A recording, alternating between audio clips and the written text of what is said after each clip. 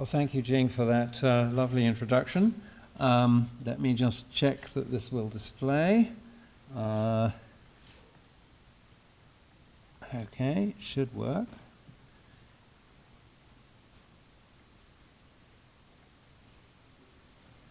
There we go. So the past 20 years have seen immense progress in the digital unwrapping of the Herculaneum Papyri that were never opened physically, as well as in more traditional methods of reconstructing the scrolls that were taken apart and unrolled on Father Piaggio's machine. In concluding the more formal part of our symposium, I'd like to consider the tasks and possibilities that digital unwrapping, high-energy scanning, and machine learning can offer for the recovery of new and more accurate ancient texts, which is my area of expertise. But when it comes to artificial intelligence, I'm just a grateful total novice. One urgent priority is obviously to get the remaining rolled-up Herculaneum Papyri scanned.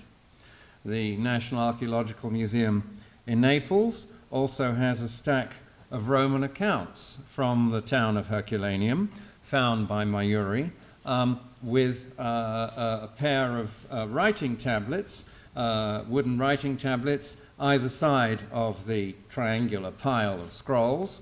And so there's a lot of stuff to learn about. The situation of these materials is a little precarious because one's worried not only about Mount Vesuvius waking up again, but also the supervolcano in the Campi Flegrei. So something does need to be done. It would be wonderful, for example, to find among these scrolls the rest of that fine Roman epic on Antony and Cleopatra, because the roll we already know about is book 9 of it. So where's the rest? In addition, one wants to see, in an ideal world, with the kind of technology that Brent may be able to build, the rest of the opened papyri scanned, so we can try to read the hidden layers that lie under the innumerable passages that have such complex stratigraphy that they remain unread. One can also envisage, somehow, I don't know how, the use of artificial intelligence for the pattern matching of fibers and letters to restore columns of writing that have been torn to shreds in the unrolling via the process of segmentation. Perhaps, too, AI can eventually help us reconstruct the rolls that were destroyed so recently by Claver, who peeled off pieces starting from the outsides, but at the same time took these Polaroid photographs to show where the pieces come from. Some such rolls can be reconstructed by hand, but the process is immensely slow and difficult. Thus, Daniel Delattre has reconstructed the end of Herculaneum Papyrus Paris II, an previously unknown treatise about slander by Philodemus. Another of Claver's rolls that I've worked on sheds light on another possible exciting source of new texts. In 1986, Claver and his assistant opened Herculaneum Papyrus Paris I very badly indeed, so that it's ended up in 266 small pieces. From these pieces, one can see that in fact it contains a historical text, not a philosophical one. This would have been a historical source of great value had it not been so badly mishandled, because it is on a period for which there are very few original sources, the struggle for the rule over Alexander of Macedon's huge empire after his death in Babylon in 323. Even before the Vesuvius Challenge was launched, Brent and his team were able to use this very papyrus to demonstrate that virtually unwrapped papyri could be read by using machine learning, as Mami showed us earlier. And this piece of it, which has been physically opened, contains more than one layer of writing. And on the top layer, you can see the remains of the name Lysimachus. It was full of the names of Macedonian dynasts. Why was this historical work among the Greek books of Philodemus, which are otherwise philosophical texts? Geoffrey Fish suggested an answer to me, that when Philodemus dedicated to his patron Piso his wonderful treatise On the Good King according to Homer, he also sought out examples of bad behavior by kings in seeking to advise Piso how to be a better administrator of his imperial province. The successors of Alexander were conspicuous for bad behavior, inviting their rivals to banquets and then murdering them, murdering their guests, and so on. I worked on this text because it's in the same handwriting as a scroll of Philodemus's On Poems, Book 5, Part 2, which I have been long editing. And this fact offers, I think, a confirmation of what has long been suspected, that the Villa of Papyri still contains a much larger library that belonged to Piso himself and contained the kind of historical and literary texts, both in Greek and in Latin, that are not among Philodemus's books, but that library is, of course, undiscovered. We know from Cicero's letters that the holiday villas of Roman senators, such as Piso, did contain such libraries. For instance, the villa of the son of the dictator Sulla, Faustus Sulla, which was located at Cumae, then contained the autograph manuscripts of the greatest thinker of antiquity, Aristotle. And as Cicero writes to Atticus, I'm feasting here on Faustus Sulla's library. I would rather sit on that little seat that you have under Aristotle's bust than in our consuls' chairs of state. The same scribe who copied Philodemus on poems for Philodemus also made him a copy of this work on the successors of Alexander, for him to use, I believe, in writing on the Good King. Where would he have found that work? The original, from which he surely made that copy, was probably close by, in the main library of the villa, which remains to be found. Only the villa's upper floor has been explored, as we know from the excavations that took place in the 1990s. We now know that there were other floors, which have barely been entered. In particular, a large sector of the main floor was never entered by the people who were tunneling. As you can see from my plan, the villa itself contained a room with semicircular seating, which was surely a lecture room. You might expect a repository of books nearby. The case for resuming excavations in search of this library, before another lava flow goes over the site, as it has on several occasions since the year 79, is stronger than before.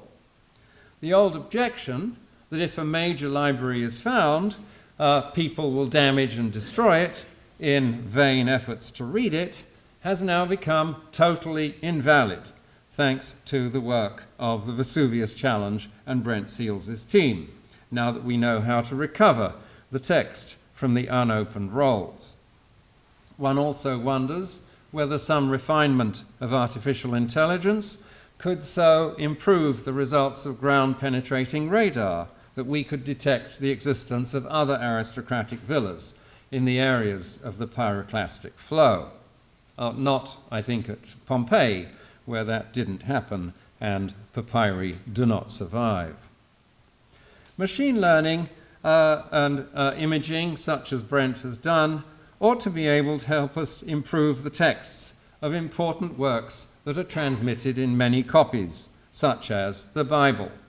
Such works come down to us in what textual critics call an open recension, where several branches of the textual tradition have a separate ancestry, which can no longer be reconstructed exactly.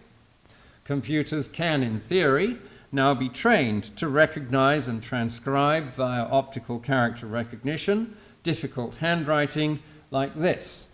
They can also compile the variants in different manuscripts and create algorithms to duplicate more accurately the tasks that textual critics have been doing without such help for centuries. The field where such work seems to be most advanced is biblical studies. The textual criticism of, for example, the New Testament has long been bedeviled by several problems. First, the existence of over 5,700 different Greek manuscript sources. Secondly, the inconsistency with which human textual critics can handle such vast masses of data. And thirdly, individual preferences for readings driven by the theological views of the textual critics. The first two issues can be addressed, and the last one eliminated, by the creation of algorithms that weight the different factors, such as the date and statistical reliability of the source, or the diversity of support for a particular variant among the different branches of the transmission, alongside internal evidence of the statistical probability of collocations of particular words in large language models, which would tend to support a particular reading.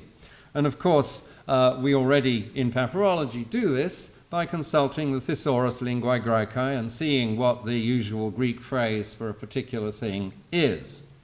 And this could, in theory, be used to generate a computer-aided reconstruction of the original text. When I looked into this a few days ago, I found that it's been done. Last year, in TC, a journal of biblical textual criticism, Alan Bunning, computer scientist formerly at Purdue University, who now runs the Center for New Testament Restoration, has his own funding and website, published an account of the computer-generated text of the New Testament that he had just released. It's based on an examination of all the manuscript witnesses down to the end of the 4th century CE. It has not yet incorporated the evidence from quotations in the Church Fathers, which is the next stage in the project. As Dr. Bunning wrote, the future of textual criticism may eventually be rooted in the fields of data science and computer science, and the statistical restoration, his name for his work, is just one early example of that. He may well be right, as his approach has much to be said for it, but there may be pitfalls as well, as of course there always is in early stages of research. After all his hard work of data entry and organization and labeling, he tells us that his computer-generated statistical reconstruction of the New Testament is 1% different from the Nestle Aland 28th edition, whose creators tried hard to be objective and free of theological bias, following a principle called selective eclecticism. In this area, however, it's not clear whether artificial intelligence can yet duplicate the best human efforts. It remains an extension of the human mind, capable of handling much larger amounts of data that we can process unaided. For instance, in Matthew 6:1, it makes more sense for Jesus to say, "Do not give alms in public with a view to being seen," which is what this sentence says, rather than "do not practice righteousness in public." The variant is dikaioseunein, righteousness, versus eleemoseunein, almsgiving. And I think "don't practice righteousness in public" is a very strange instruction. And there's a misspelled variant, dosein, which means dosin, giving. And I think that has to be a gloss, an explanation written above the word, which has ousted the previous reading, eleemoseunein. So that's actually a stronger reading than it might seem.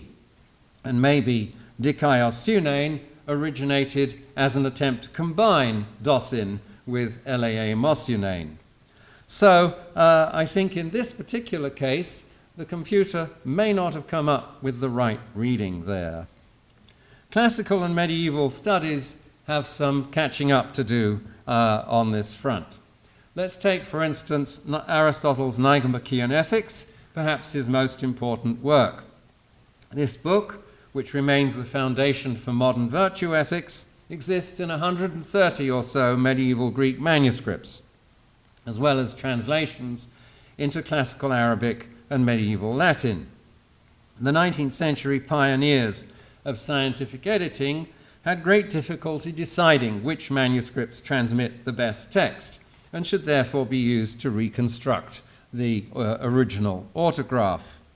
The first modern editor, Emanuel Becker, used just 6 manuscripts. And the most sophisticated and comprehensive edition, that of Susamil in 1880, employed 14. The standard Oxford text there, of Ingram Bywater in 1890, rests mainly on only 2. He discarded the evidence, most of the evidence of the rest. And since then, it seems that nobody has even revisited these editions. Yet all the scholars who want to study Aristotle's philosophy continue to trust them. But it turns out they're based on transcriptions of the manuscripts that are not even accurate, as I learned when I verified an extract of just 2 pages against the 10 earliest manuscripts, one of which had been misdated to much later. In 2 pages, I found 2 manuscripts, both of which Nigel Wilson dates to the 12th century, a crucial word that nobody has even read before because it didn't appear in the first printed text of Aristotle in the Renaissance, and nobody, it seems, has bothered to compare since then. Turning to further applications of digital unwrapping to the recovery of lost texts, one obvious application is to the remains of papyri that have been found where the effects of damp have caused multiple layers to stick together. And we already saw Brent's wonderful work on that Coptic codex of the Acts of the Apostles in the Morgan Library. Part of the problem is that damp causes multiple layers of writing to be visible at the same time. Archaeologists have treated these papyri with polyvinyl acetate to conserve them, but that's another problem as well. The oldest known Greek papyrus was actually found in 1981 in the grave of a musician at Daphne near Athens. It emerged as a flattened lump stuck to the underside of a very big slab that lay over the grave. If it had been left alone and properly conserved, Brent's methods might now have been able to recover its text intact. But the all too human temptation to take it apart proved too strong. It contained lyric poetry. Many fragments have multiple layers of writing in them. The use of digital unwrapping and segmentation can probably reveal more of it. Similar papyri were found in the spectacular tombs of Vergina in Macedonia in 1977. It is said, distressingly, that these were left in the tombs until 1991, which caused them to suffer terribly from repeated wetting and drying in the damp air that now came into the tomb. Again, layers are stuck together, making them illegible. This piece is from the tomb of Philip II of Macedon, Alexander's father, and you can just about make out a sigma there. The most promising item is from the tomb of the prince, which probably belonged to Alexander IV, his posthumous son by his Sogdian queen Roxana. And this young man was buried in 309 after he'd been murdered by the Macedonian dynast Cassander, another example of bad behavior among Macedonian kings. The scroll seems to have fallen on the floor, becoming partly unrolled in the process. One would certainly like to learn more about its contents. A third case of such a papyrus is the one found at Colatis in Romania, now Mangalia on the Black Sea, in 1959. It was in an imposing tomb from the time of Alexander and intact when it was found. However, it was left in situ for 10 days until an expert could come from Moscow to conserve it, with the result that it crumbled into pieces which blew around in the tomb, and it was then thought to be lost. However, the pieces were in fact carefully collected and conserved in the Pushkin Museum in Moscow, where they were rediscovered in 2010 and returned to Romania. They proved to be readable by using infrared light. Enough survives to prove that this was a poem about the Persian Wars, composed in the Doric dialect of Greek. And as Ewan Bowie pointed out to me, the great poet Simonides wrote such a poem. Again, digital 3D imaging and segmentation might help one separate and read them, particularly where multiple layers of the same line is written over many times because there's multiple layers of ink lying there. Working on that papyrus made me aware of an ultimate frontier for the application of these technologies. Calatis was part of a network of Greek city-states around the shores of the Black Sea. Trade between these city-states and mainland Greece was intense from the 6th century BCE onward, because the Greeks wanted natural resources like salt fish and wheat from the Black Sea, and in exchange they sent cargoes of finished goods of all kinds, including boxes of books on scrolls of papyrus. We know this because the Athenian historian Xenophon records that when in 400 BC he marched through just inside the Bosporus, crates of books were a source of wealth for locals living just inside the Bosporus, who salvaged them from ships that had been wrecked on an especially dangerous part of the coast. Other such ships often sank in the open sea, like this one, photographed from a submersible in 2016 at a depth of over 2,000 meters off the coast of Bulgaria by the Black Sea Maritime Archaeology Project at the University of Southampton. That particular ship has been identified as a Greek merchantman of the 5th century BC, comparable to this vessel painted on an Athenian red figure stamnos in the British Museum. Anachronistically, the artist shows Odysseus tied to it and beset by the sirens in the shape of birds. You will have noticed that that ship is amazingly well preserved. You can even see that the mast and oars and rigging have survived. It suffered hardly any damage from 2,500 years on the seabed. That would not be the case in any other ocean in the world. In 1545, Henry VIII's flagship, the Mary Rose, sank in Portsmouth Harbour on the English Channel. A book went down with it, and it was recovered when the wreck was lifted, but all that had survived was its leather binding. The reason why the Black Sea is a special case is because of how it was formed.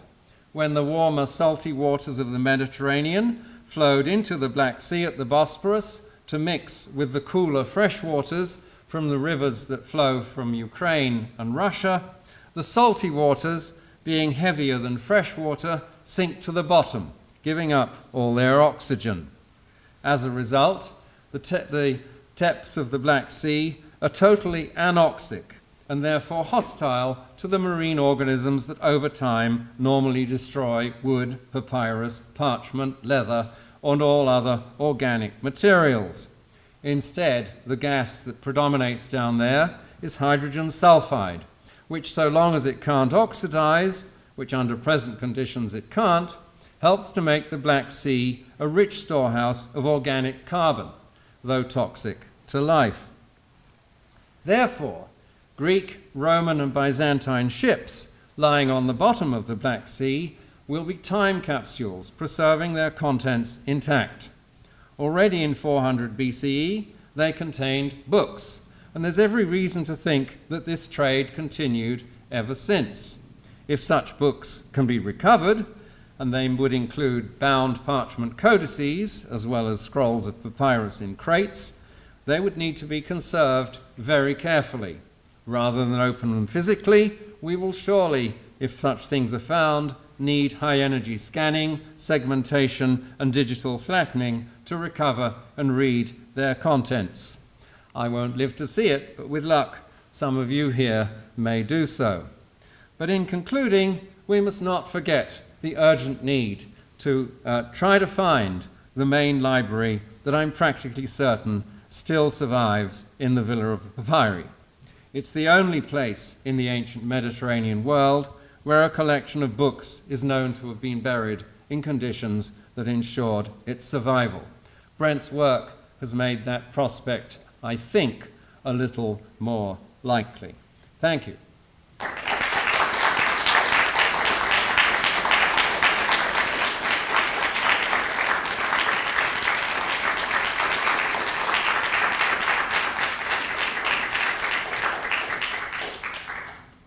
Do we have time for a question? Yes. Thank you. And this is, throughout the day, we've been hearing so much amazing work, and also these two presentations really helped put everything in perspective. So it's amazing. We will have about 20 minutes-ish to have the discussion. So let's have one question for Richard, and then I'm going to invite the speakers up here to actually open up the floor.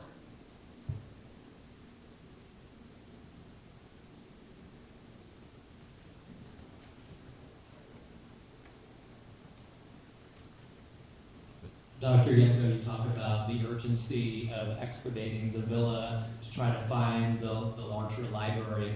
What are the conditions that make it so urgent other than the yearning to discover what is in them?